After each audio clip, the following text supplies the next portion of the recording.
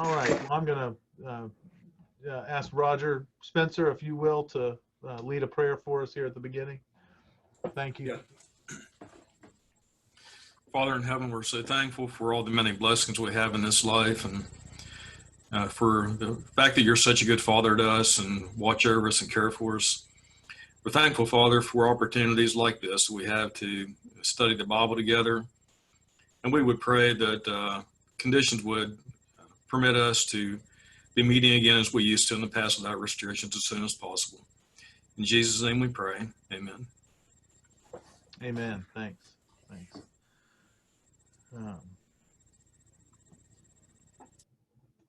All right. Tonight, how can we build interest in our friends? And then next week is how can we teach them? So we're building interest this week, and then next week we will actually do some teaching. So one of the exercises at the end of today's lesson is to do some role playing. So if you're able to do that somehow with someone, that would be great. Maybe on the phone or something, after the fact. That it never hurts to kind of go through some things that might happen in a conversation and things like that. So I encourage you to possibly follow up in that way. Today's lesson starts with with a couple, with this verse, Romans 1, 14 through 17. I am under obligation both to Greeks and to barbarians, both to the wise and to the foolish. So for my part, I am eager to preach the gospel to you also who are in Rome.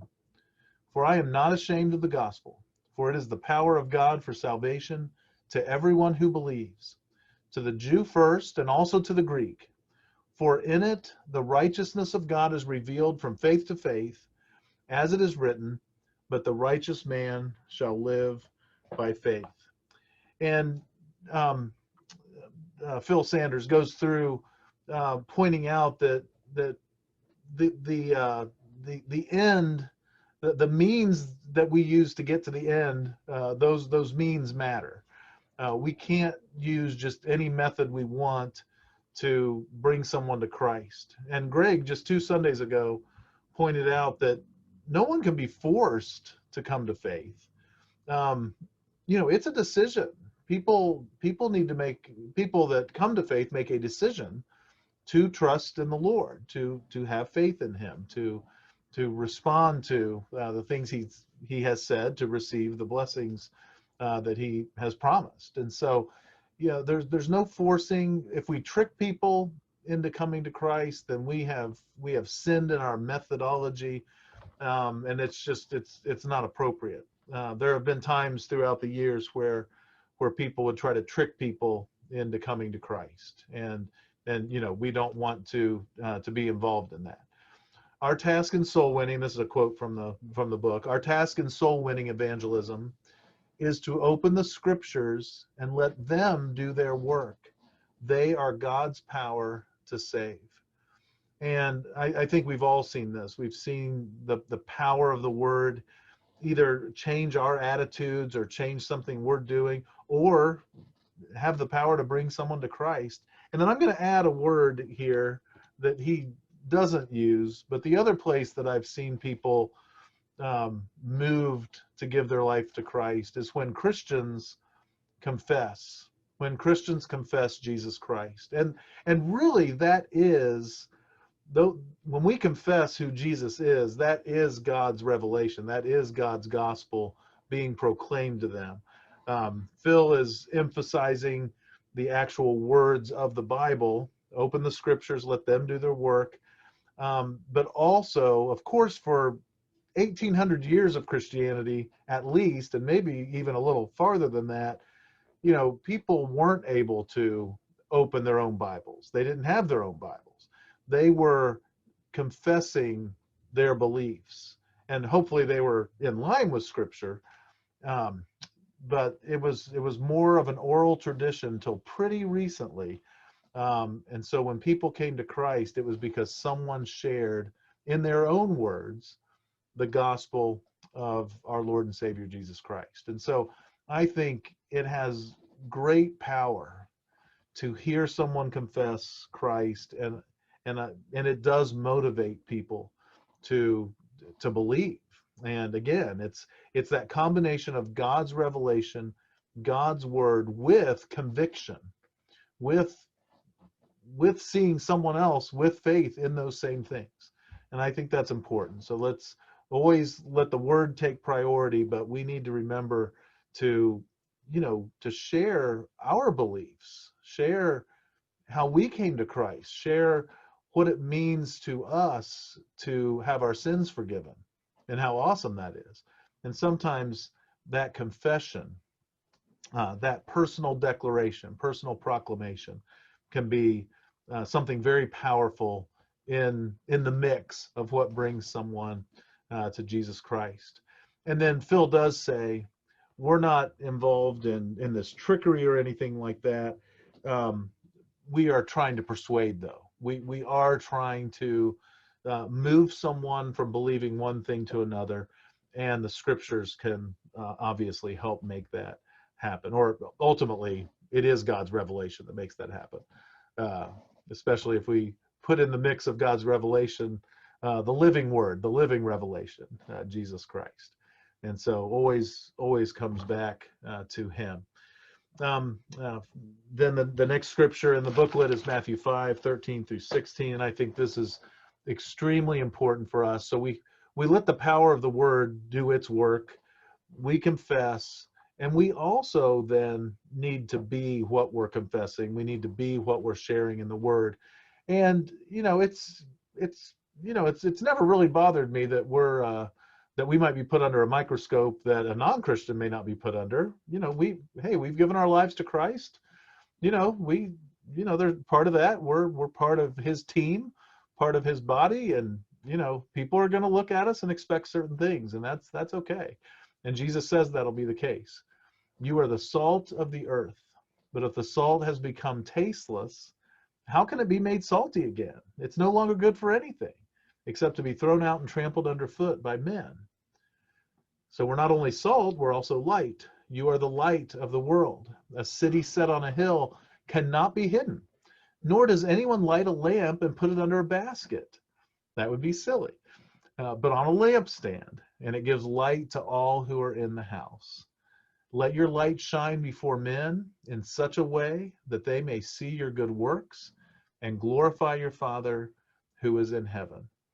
And I've always loved, well, obviously I love 13 through 16, but I really love 16 because Jesus, of course, stated this as a truth concerning his followers. And it's true of us today. We are to let our light shine before men in such a way that they may see our good works. But this is what Jesus always accomplished, and glorify your Father who is in heaven. And sometimes we're kind of given clues, but a lot of times in Scripture, we don't know exactly how Jesus did this. But Jesus did his miracles. He raised Lazarus from the dead. He fed the 5,000. I mean, he did these things, and he always, whether it was through a prayer, whether he just pointed up, I mean, somehow Jesus always caused the people to glorify God Almighty. Now, there was one time when they wanted to make him king, but when he did his miracles, the glory went to the Father. He was always able to pull that off. And I just think, that's incredible. And hopefully we do too. Hopefully we don't have any issue with that at all. People might see something we do, might hear something we say, and hopefully we've done it in such a way that we're not going to receive glory, but God the Father will receive glory. The next thing in here is 10 things that we can do to open the door with our friends. But first, let me just get any comments about the John passage or the Romans passage and the Matthew passage here, and ways we do things. Go ahead, Jay. I just wanted to say I like the way your slides are, because much of the, I don't know how everybody else's works, but in mine, all the pictures of people are on the right margin, and usually it covers up a lot of the slide. With yours, it's just a very small hard in the end, like it says salt has become, covers up the E, but most of the time it goes out more than that. I just want to let you know that I like the way it's set up. Well, let me tell you, Jay, I expected some profound comment about the Romans passage or the Matthew passage. Well, I'll give you a little hint, Jay. If you hover your mouse up to the top of your screen, you'll see, I won't see it because I'm sharing my screen, but if you go up there and hover your mouse, you'll see like exit full screen. You'll see a side-by-side option. Okay. And click that side by side, and no matter how someone's slides are, you can get the videos off of it by doing that. I don't see the Yours might be at the bottom. People have different formats of Okay. the Zoom stuff. Yeah. But yeah, you can definitely, if you exit full screen, you'll be able to get the pictures. In fact, you can set your pictures up as a separate window. Okay. Yeah, there are lots of little things you can fiddle with. We just lost Jay for the rest of class. He's going to be fiddling with all the different settings in Zoom. But that might be helpful to some of you, because sometimes now just the format of these slides, you're right, they don't go all the way to the right side.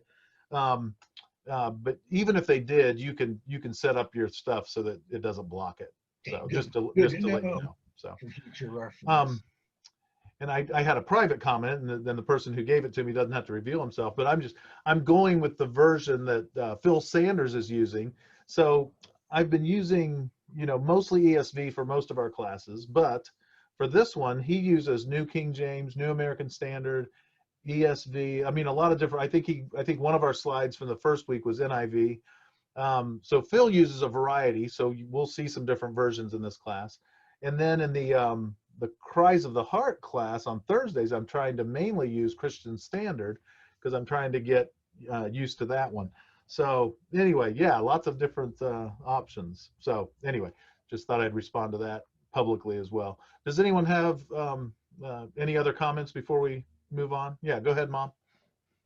I was just thinking of the idea of the light of the world and stuff, and how that our example, the way we live our life, means more probably than our words that we say. So that, like he said, it's a light, and it might be that someone sees us going out to church every Sunday or whatever, but the way we live our life is like that light of the world. Yeah, I mean, and the consistency, the two things fitting together is so important as well. But yes, that very, very good. Richard, also go ahead. Probably the salt of the earth doesn't have the meaning to us today that it did then, because if we go to the grocery store, we have refined salt, and it's 100% salt. And in those days, it was salt mixed with dirt and so on. And if it rained on it or if it got wet, the salt would disappear. So all you had left was the dirt or the mud. And that's what he's talking about here. Right. Yeah, that's great. And I've heard also, Richard, and I haven't done my own research on it, but I've heard several talk about it over the years that they really would use it for paths if the saltiness was gone. Like that, whatever that mix was, they would lay it out on a path to walk on. So thrown out and trampled underfoot by men, that's what would be that. I've heard that before. Like I said, I never did my own research on that. That would make sense, because they just dig it up, and so it's probably the mud that's left, and that would make a good footpath. Yeah, or some gravel mixed with it too, or whatever's in there. But yeah. So kind of neat. But thank you very much for that. And salt for hundreds and hundreds of years, probably. I mean, it's always been a flavor enhancer, but also used as a preservative. It had many uses, but it could lose that use, as you mentioned, Richard. And we don't want to lose our saltiness, of course. Of course, nowadays, if something's salty, with almost a D sound for the T, if someone has a bad thing happen to them, they're described as salty. So anyway, it's funny how words change their meanings and kind of evolve. So, so 10 things you can do to open the door with your friends, and um, I think these are great. And anything we can do to help bring people to Christ is something that's fabulous. I think this is a great number one for things that we can do. I think we have to be involved in praying for the lost. And, you know, we've got tools at our disposal these days. Of course, we've got our, I still keep a print directory because I go through, it's easier for me to flip through that than my phone, but now we have the directory on the phone or the computer, and we can go through that. And of course, that's not necessarily, that's mostly people who are saved already. But I encourage you to start a list. Start a list of people who aren't in Christ, and whether it's like we talked about last week, children or parents or spouses of current members of our congregation, people at work, people at school, your neighbors, whatever. But the focus here with this number one is to identify 1 to 3 and be fervent about it with those 3. So whatever kind of list you want to have, whatever kind of time you have a physical list. I think it's good to have. Now for me, you may be really good with everything electronic. I still like physical books. I still like physical pieces of paper, physical notes. I eventually need to convert my calendar to Outlook, just because people send me confirmations of lunch meetings or whatever, and that they send it in this format that if I used my Outlook calendar, it would just automatically have it in there and ding and do all sorts of things whenever I needed to remember. But however you need to do it. Again, for me, I like having that physical thing. But the key here, of course, is to identify, make an effort to actually have some names of people that you want. Well, we have lots of people who want to come to Christ, but 1 to 3 that you are possibly going to focus on. And then right along with that, pray fervently for their salvation every day. And I've shared with, I don't know if in the last couple weeks, but I've shared many times that, well, I think it was last week or the week before, we talked about, how heavily to bug someone, how much to be on their back. And I've shared before, I've got my list of people that I bug once a year or so. And, but for these, but pray fervently for their salvation every day. Now, there's going to be a time where just stewardship demands a little bit of a shift, and that would depend on relationship, depend on proximity, depend on other people coming into our lives. There's just, we only have so many hours in a day. And, we all could not, as much as we might want to, we can't pray for 1,000 non-Christians a day. We physically cannot do that every day. We wouldn't do anything else. And so there is some kind of balance, some kind of wisdom that's needed as we live out this Christian life, because, we're never going to pray as much as we should. We're never going to read the Bible as much as we should. We're never going to pray for non-Christians as much as we should. That's a balance that we just need to, and as much as we should, of course, that's kind of the mental game of it. But we have to come to a balance. Prayerfully is good, and have wisdom on how we're going to spend our time and what's best. Even Jesus, of course, went off to lonely places to pray, to get spiritually refreshed, however we might want to word that. So, but pray fervently, pick these 1 to 3 people, and then pray fervently every day for their salvation. Be a blessing to your friends. This gets to what Mom was talking about, that being the salt, being the light, being the person out there who is going to be the blessing, to be the person who brings joy, the person who brings peace into a situation.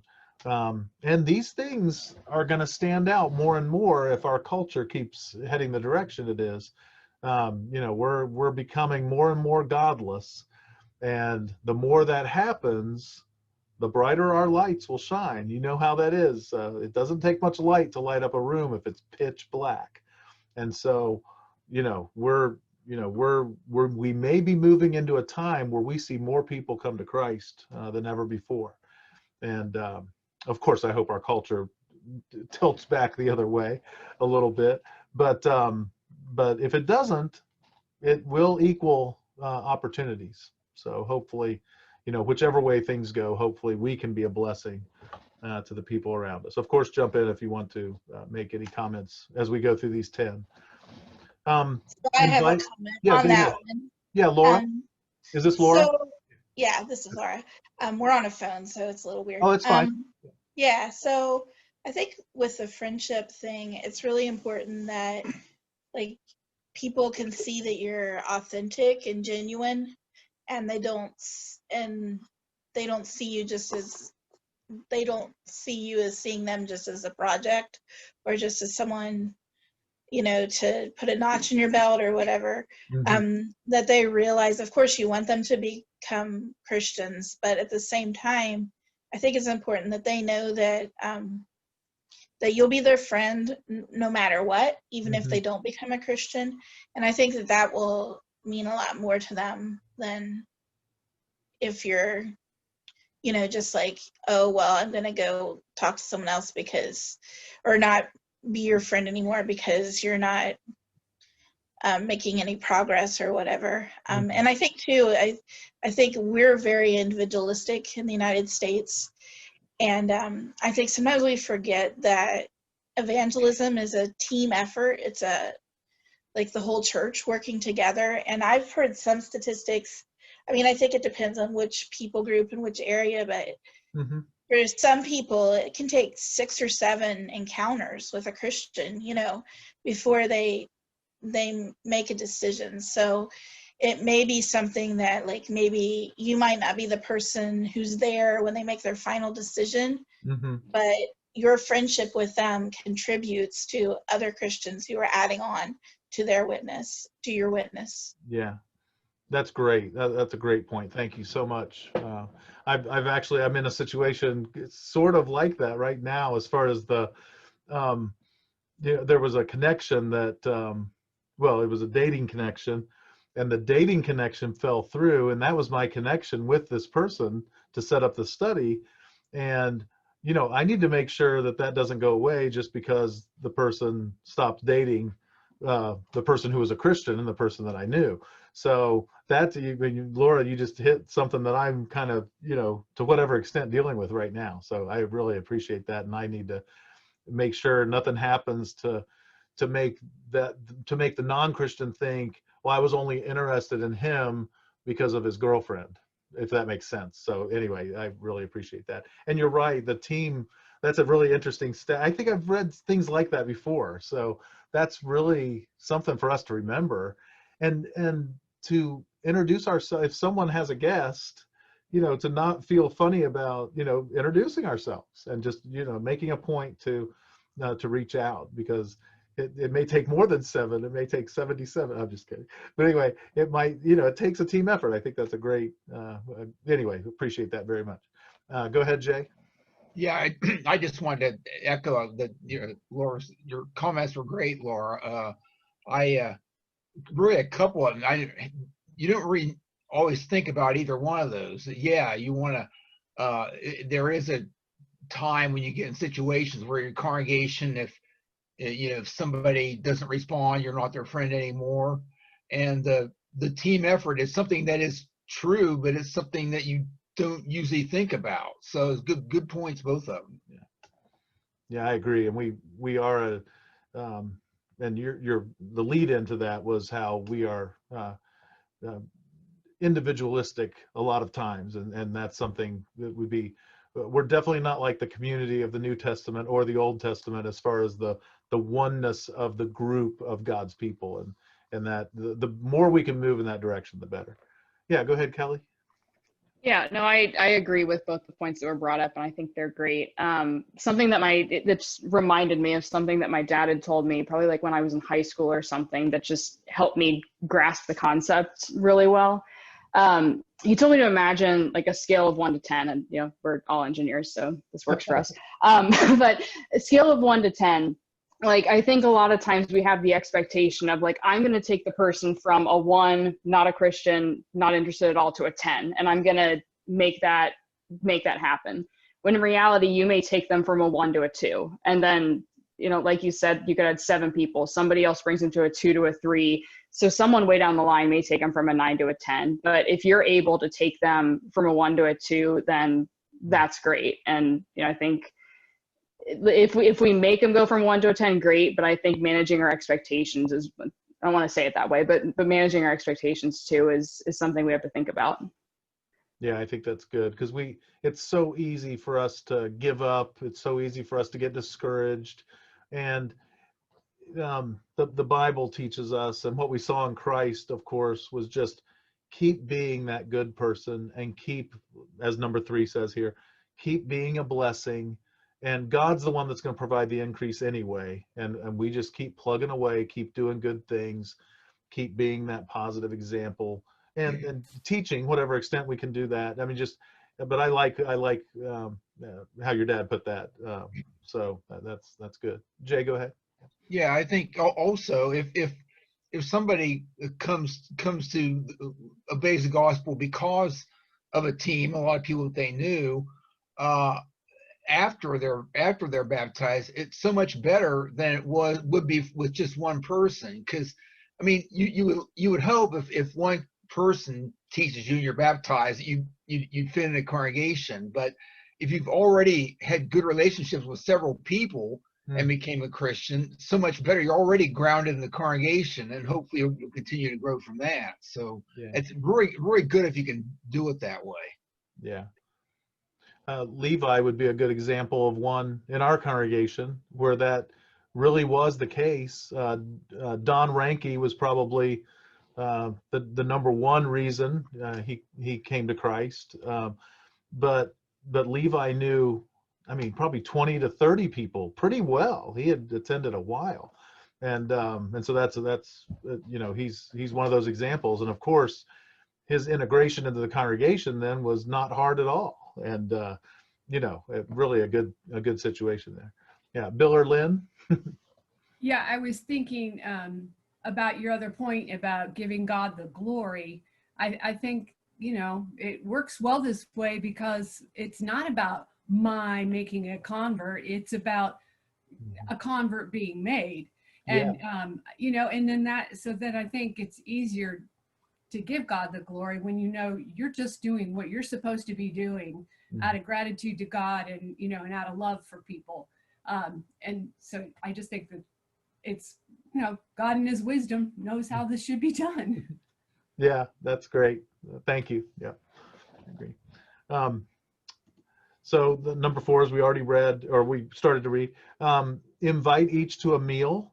And I like, Phil, in this chapter, there are things from several different, I can't remember, definitely in this chapter, I think he uses someone else's list. He gives credit, of course, in the footnotes and stuff. And then in the next chapter, I think he does that as well. But I think we have to feel out whether there can be an agenda or not. But I like the idea of the no agenda. You're just trying to become friends with these people. There was a book back in the 70s, I think it might have been the 60s or the 80s, but Friendship Evangelism, and just getting to know people and then sharing your faith with them. And that's kind of what this number 4 is about. Invite each one of these people to a meal. Of course, in our current, hopefully things will be more normal in 2021. That's not to say don't reach out to people in 2020. That's just, it might be weird or hard to do a meal, but maybe it won't be difficult. But anyway, invite each to a meal with no agenda on the table. You're not trying to convert them that night is kind of the idea there. Just we're getting together and just to spend, as it says here, some time of fellowship. And that's great. At an opportune time, ask each one for prayer requests. and then check back. This is done some door knocking, and one of the times we mentioned it when we did some door knocking here at Fishinger and Kenny as well. You know, it's super non-threatening to ask people if they have anything they want the church to be praying for. It's very rare that someone would be offended by that. So even if you might have the most belligerent person at the door, and you know, hey, we're just going around the neighborhood because we're going to have a night of prayer, which, you know, which we have occasionally. And is there anything you'd like us to pray about? And really the worst thing you're going to get with that is no, I don't, or I don't believe. Maybe someone would give a theological statement like, I don't believe in prayer. But most of the time, almost everyone has a relative who's sick, maybe someone right in the house. Everyone has issues they're dealing with, and it's a very non-threatening thing to do. Most people are not turned off at all by someone asking them if they have any prayer requests or anyone that they would like you to pray for. So anyway, that's a really good thing. I like the fact that it's added on there to check back. You know, follow up on that. You know, keep track. Again, a physical list or some kind of online list, however you are comfortable doing it. Invite each one to worship and or Bible class. So eventually, you know, or I shouldn't say eventually, that could be even a first step, but these are 10 things you can do to open the door with your friends. So here's another one. Invite someone or each one of those 3 that you've been thinking about to worship and or Bible class. Sit with them when they come, introduce them to other Christians, getting to what several of us have commented on about this, getting them interacting and engaged with other people. Tell them about Christian television and radio programs supported by the church. And that, of course, with Phil Sanders writing this, of course, the Search for Today television show. I think it is on DirecTV somewhere, and I think it's on some of our cable channels. We'll have to look that back up. We used to have little things we could hand out to give people if they had Time Warner, which I think is now Spectrum, whatever, you know, Dish Network, DirecTV, whatever they had, they could find it. So, but that's another good thing. You know, hey, you might want to check out this particular radio program, this particular TV show. Yeah, Kelly, go ahead. I'd also add on like what we're doing right here as well. Like Yeah, something super positive thing that's come from the pandemic is just how much we're doing online. And, you know, I feel like that's a pretty non-threatening thing too. Like, hey, if you just want to, you know, jump on this Zoom Bible study and, you know, be a fly on the wall, you're welcome to. Yeah. So yeah, kind of along the same lines. Yeah, that's great. And these emails, in fact, the next time I send one out with all the YouTube links, I'm just going to, you know, remind members of our church to, you know, forward this to people. You know, anyone can come to these. Clay might awkwardly say hi to you, but you don't even have to respond. You could just be the fly on the wall, like you said, Kelly. And but you know, we do have tons going on, and even if they can't be live, you know, all this stuff is available. So you're right. It's been a huge.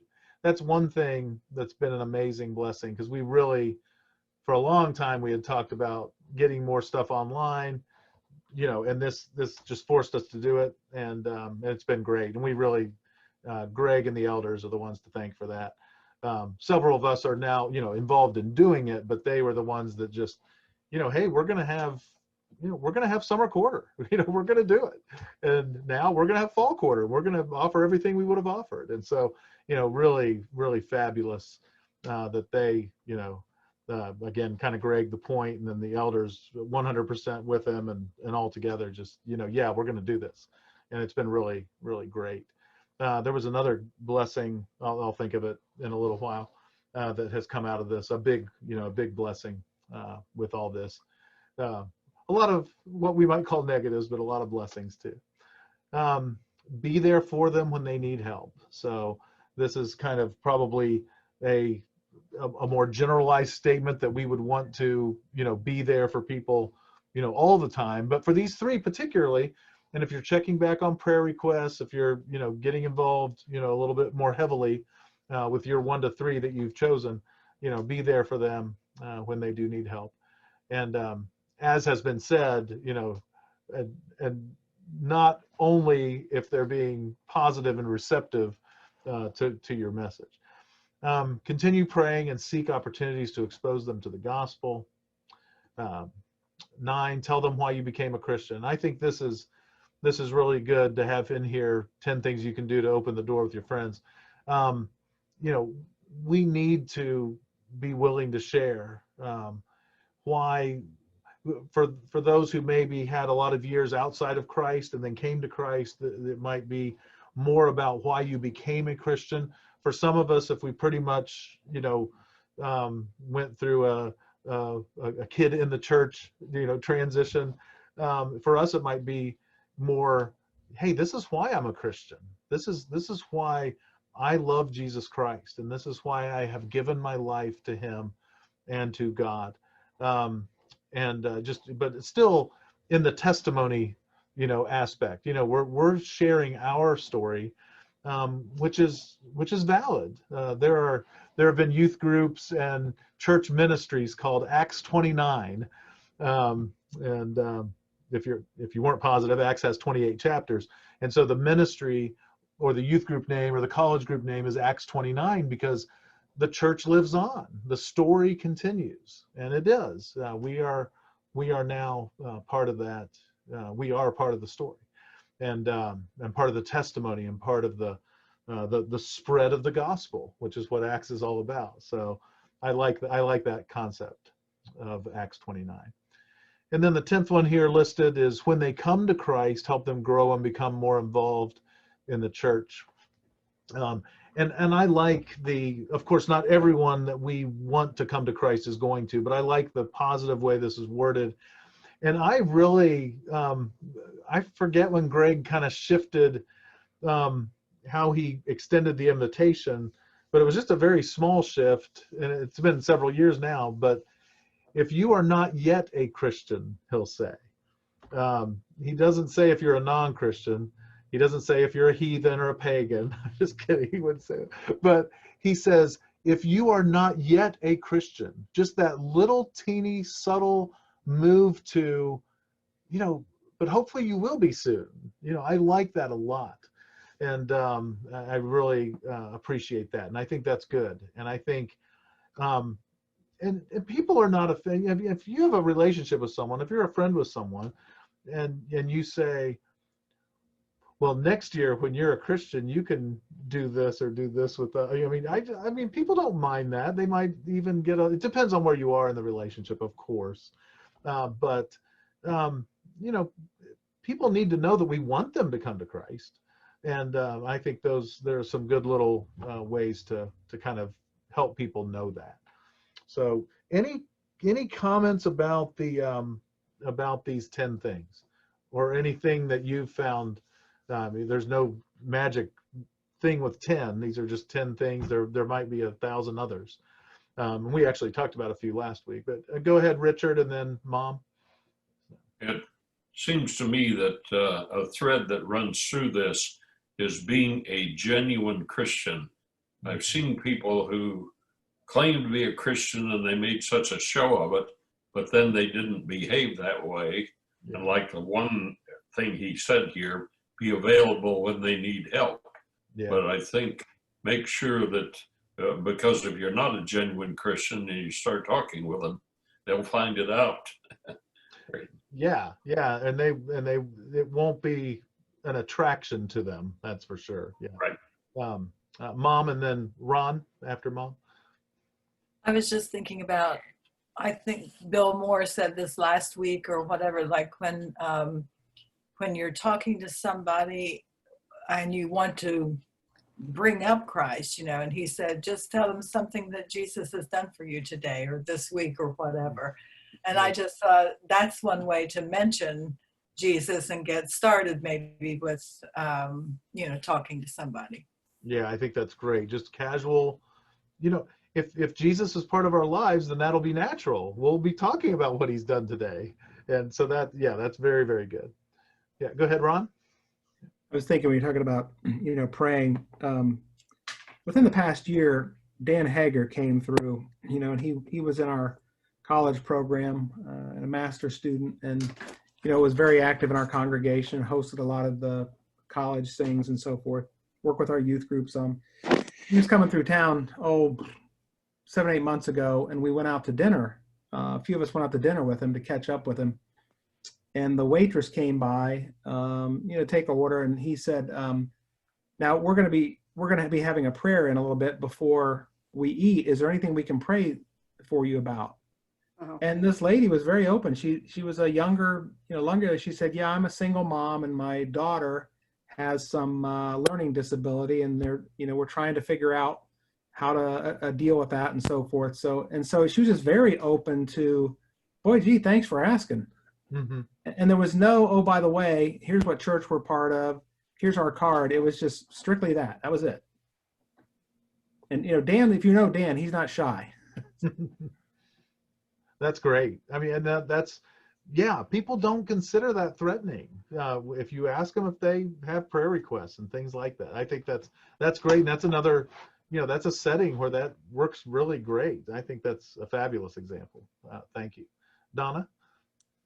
oh, I was going to say, talking about we need to be a genuine Christian, we need to be a genuine friend Mhm. as well. Talking about, we heard about friendship evangelism, like you mentioned, Clay, so many years ago, and I took, Bible classes on it. And I always thought it was great, but I really like the combination of that and other members of the church,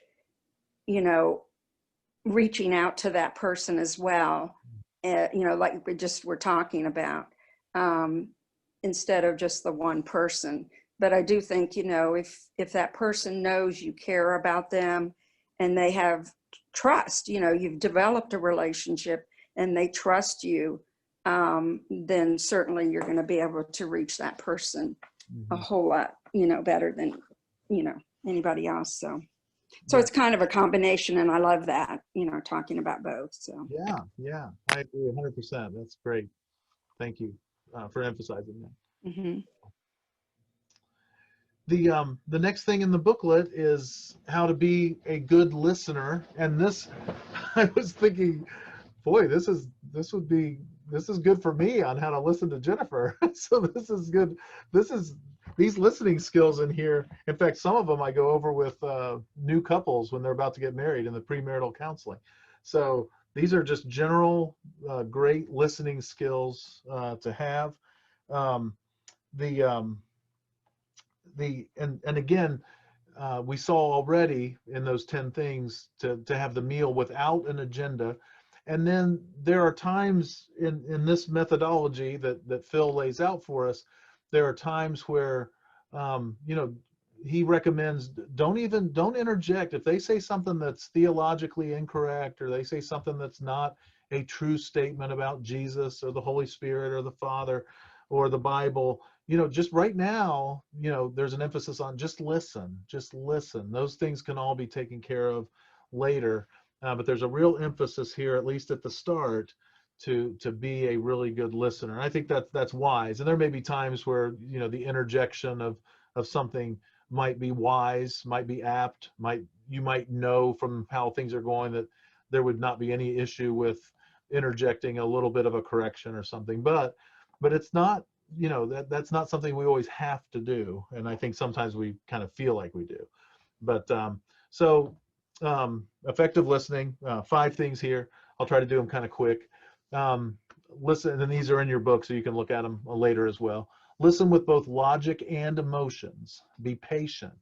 Do not criticize or fight with your friend simply because he or she says something that differs with Scripture. Fussing, fighting, and anger shut down any further communication. And many of us have probably had situations where, just a religious discussion went downhill pretty quick, and it did kind of shut the door. So I think that's wise right there. Do not interrupt your friend. Let them finish what they have to say before you respond. You may learn something important in the rest of what they say, and that's true. They may say something, and then by the time they get to the end of it, you realize, oh, well, really, we believe the same thing. They've just learned it in this way, and they word it a little bit differently than I do. Or you might find out something that will be really helpful in further studies or interactions with the person. focus on what they're saying rather than on how you plan to respond. Obviously, that's good anytime we're listening to anyone or anything.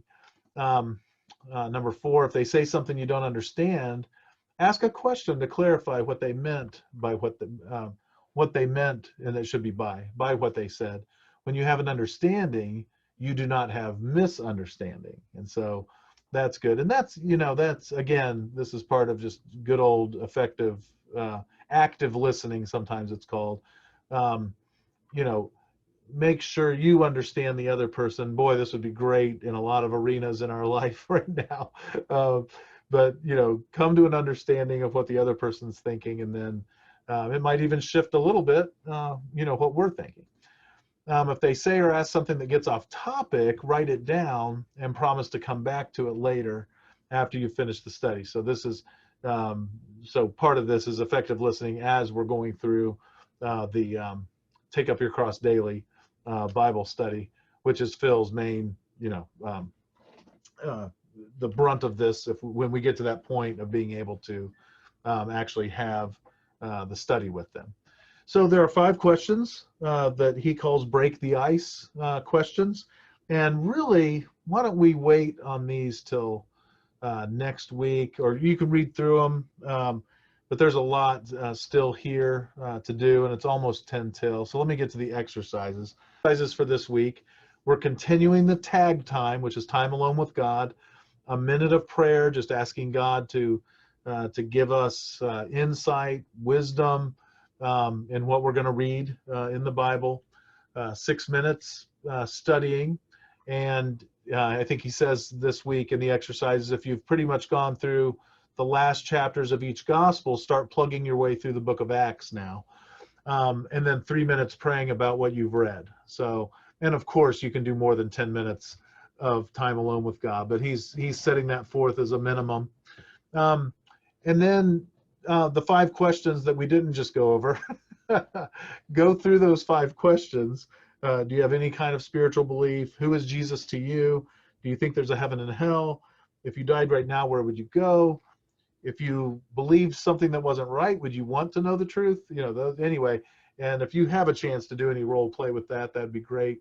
Since we didn't go over them, you can wait till the next time if you want, but go over those 5 questions. And then the Take Up Your Cross Bible study still wants us to be looking that over, and that's on pages, I think, 56 to 60 or 52 to 56, somewhere in there. The chapter is called that, Take Up Your Cross Bible study. And with that, last week it said to focus on questions 1 to 10. This week it says to focus on questions 11 to 23 as you go through that. So let me just I'll read this, but you don't have to comment on this, but we'll just take any other general comments as we approach 8 o'clock tonight. This chapter helps us understand that when we are teaching others the gospel, it is the scriptures that have the power, not our own ability. How important is it that we fully believe in what we're teaching when conducting a Bible study? Does it help ease your fears to know that the power is not in you, but in the scriptures? And I'd say, yeah, absolutely. It's great to know that we have God's proclamation, his revelation, whether it's from the Bible itself or from our confession of who Jesus is in our story. It's nice to know that the power is in the gospel. The power is in the message, for sure. And then one of the questions that you are to ask someone you are studying with is, if you died right now, where would you go? Discuss this question, the importance that we should be placing on teaching others. In the past, have you given much thought to this question? What is the urgency of teaching others the gospel? Next week is, how will I teach my friend? We will go through at least briefly those 5 questions next week as we start. But David Moore, go ahead. Oh, yes. I think I remember I'm on a lot of email lists and Facebook groups where I help blind people use this assistive technology. And I was talking, there was a girl on this one Facebook group saying that she was a part of a church, but no one took her there. And I asked her what church it was. and she said it was the Mormon church. Hmm. But then instead of commenting on Mormonism, I asked, are there any other churches you've been to? And she said, yes, a Church of Christ in the area. And then I talked to her on the phone a lot about Mormonism, because I was actually in the Mormon church for a while before I became a Christian. And then I helped her get hooked up with that Church of Christ. Well, great. So I think, you know, the real interesting part there was when she said she was going to a Mormon church. I didn't say, oh my, they have so many wrong beliefs, you got to get out of there. I asked, well, what other churches in your area have you gone to? And that's what really opened the door. That was great, and that was very wise, because if you would have just started, you know, talking about all the doctrinal issues with the Mormon church, it probably would have closed the door. So I think that was great the way you handled that. That's right, and that's another question we can ask. You know, if someone doesn't seem to have, if they're not locked in somewhere, then, you know, that's a great question, David. You know, well, what other churches have you visited, or what ones might you be interested in going to? And then, of course, we jump right in and say, you know, please come and visit with us. But I think that's really good, David. Thank you for sharing that. So, anyone else? All right. Well, we're right up on the hour, so it's about 3 till.